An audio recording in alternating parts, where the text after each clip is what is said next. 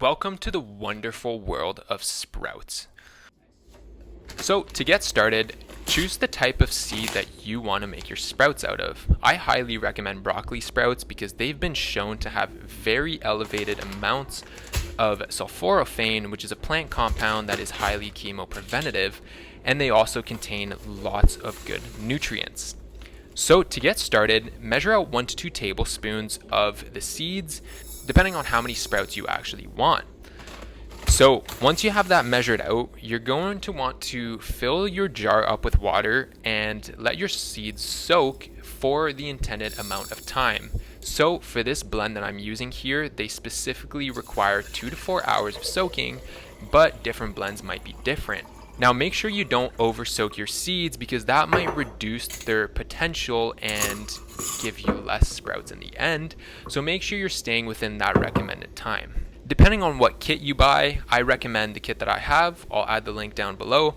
But some come with these little black sleeves. Now I recommend putting these on until about the 3rd day just to create a dark environment for the seeds to begin sprouting, which kind of reflects their natural environments.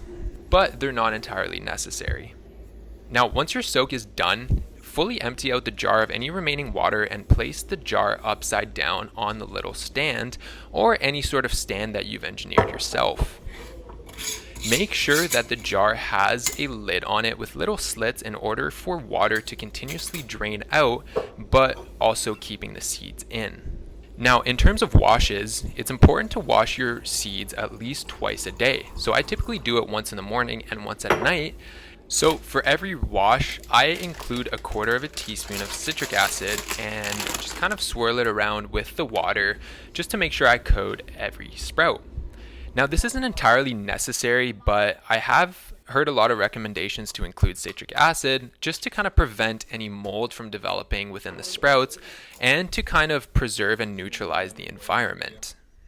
Now, once your wash is complete, again, you'll want to fully empty out the jar of any remaining water and then flip it up and tip it upside down onto its stand and leave it be until the next wash.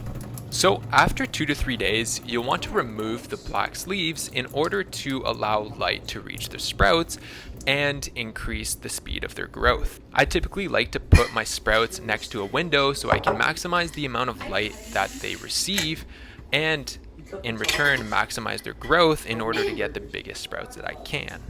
So once your sprouts are ready, make sure that you lay them over a cloth or a paper towel or leave them in a strainer for a little bit just to make sure that there's no moisture left when you're putting them in the fridge. You almost want them to be dry.